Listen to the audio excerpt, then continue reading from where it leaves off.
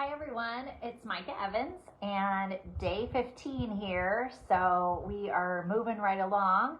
I am here to talk to you today about reading labels. So right now there shouldn't be a lot of labels that we're reading, which is our goal. Our goal is to eat those fruits and vegetables and meat and in its purest form, and just add the healthy items that we know are good to those things.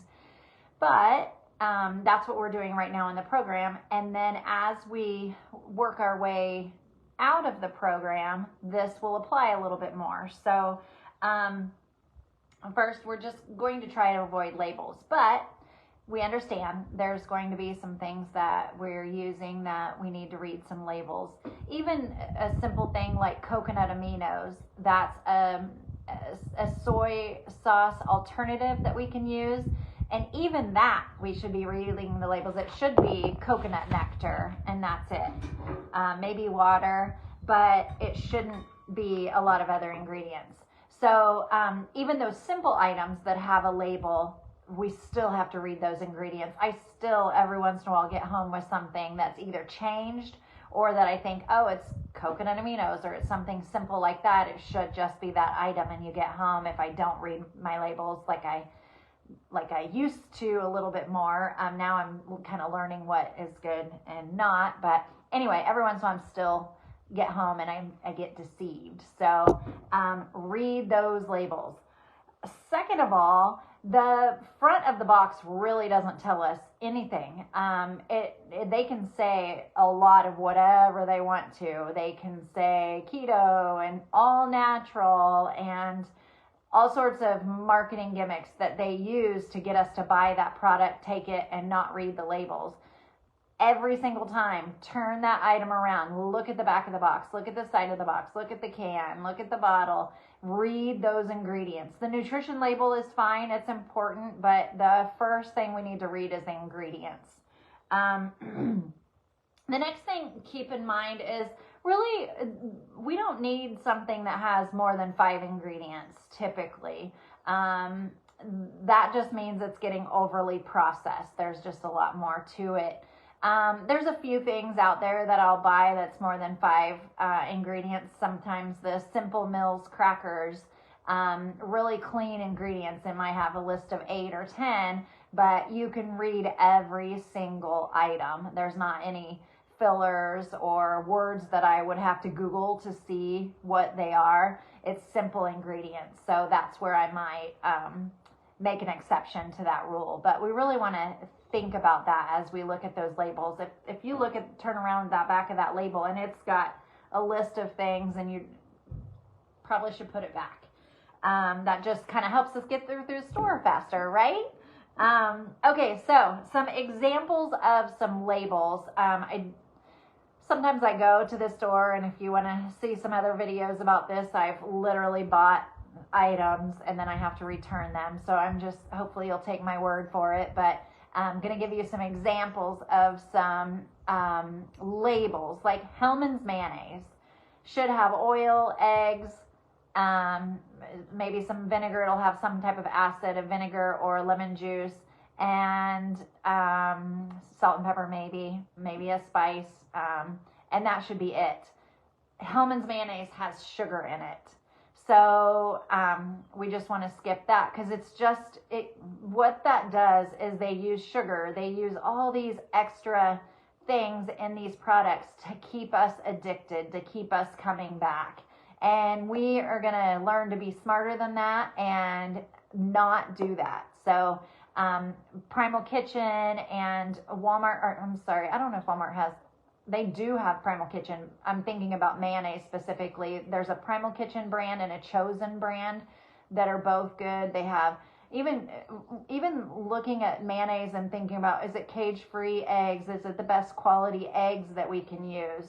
Because we can buy the mayonnaise, and if we're getting junky eggs, then we're putting inflammation into our body. So that's the reason we want to read these labels.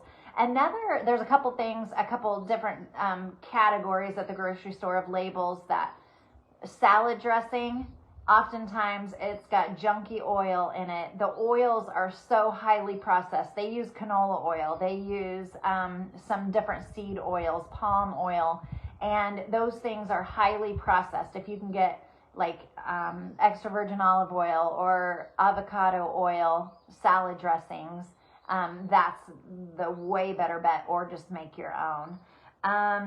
Seasonings, like if just the seasoning section at the grocery store, there are some junky seasonings.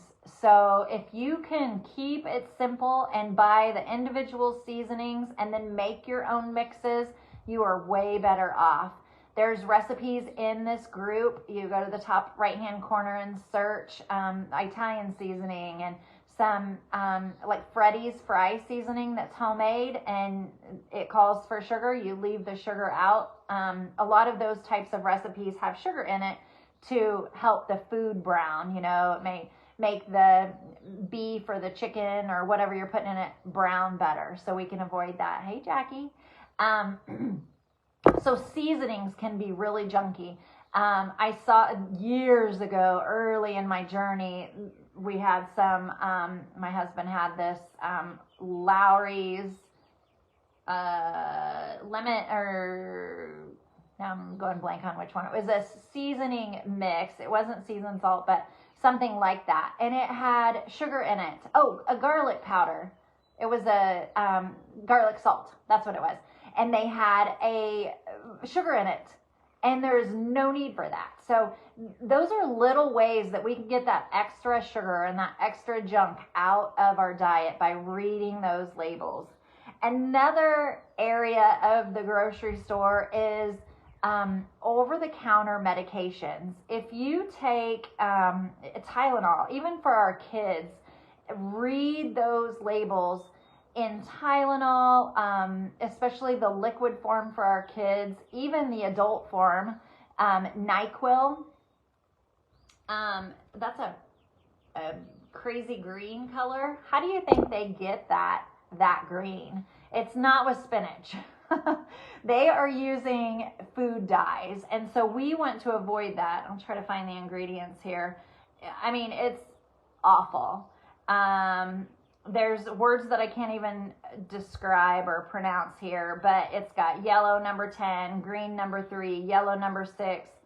It's even got a flavor. It just says flavor. What is that? What does that tell us? No clue. High fructose corn syrup, propylene glycol. I mean, the list goes on and on. So NyQuil, not a great choice. It's got food coloring and high fructose corn syrup. So those are things that we want to avoid.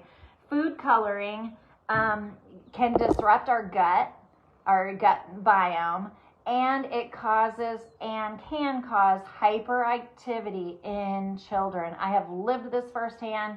Really briefly, my daughter was about 4, and I had kept her from any soda or anything like that, and we were at Taco Bell, and she wanted a red drink, and I thought she's 21 now, but I thought, well, the fruit drinks or the fruit punch is better than the pop. It's not carbonated, so she can have that.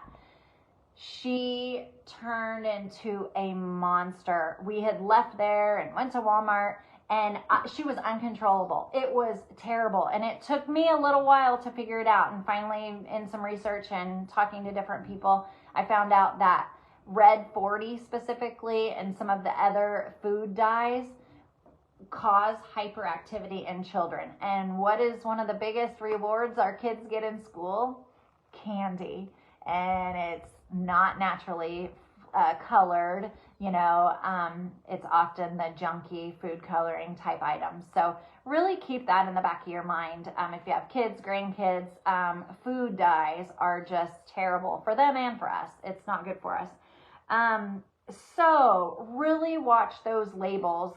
Another thing to keep in mind is the front of that box can say natural, it can say keto, it can say low carb, it can say fat free, and all that doesn't tell us anything. Read those ingredients on the back to make your decision about buying that item. I kind of started my process too in eating healthier and cooking healthier, if it said artificially flavored on the box, I did not buy it. And that eliminated a lot of things.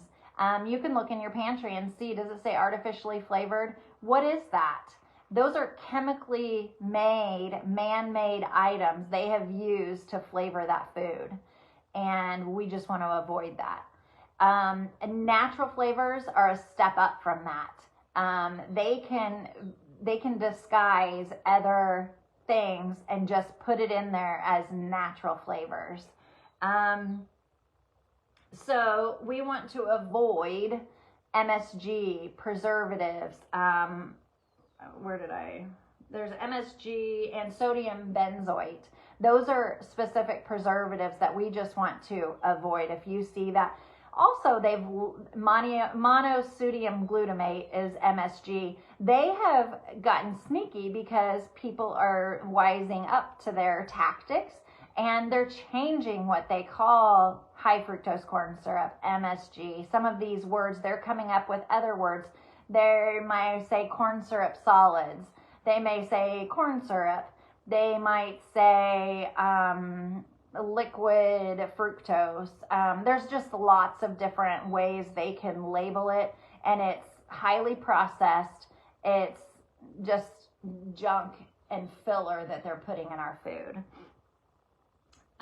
There's an app that I really like to share that is called Bobby Approved, and there's a second one called Yucca, Y-U-K-A, I believe. And those two are good apps. My favorite personally is Bobby Approved. It's if I've shared him in the past, Bobby Parrish with Flav City. He's a food guru as far as eats very clean, eats keto and paleo, and he has an app that has a great list of foods in there. He shops at Costco and Whole Foods and Aldi, Walmart, a lot of those main stores, and he goes into those stores and he says, this is good and this is why it's good, and then he says this is bad and this is why it's bad, and he lists it. And I just love that, because sometimes we're like, oh, well, why is this a bad product? And then he'll say it's got palm oil, or it's got MSG or something like that. So it's literally an app with a thumbs up,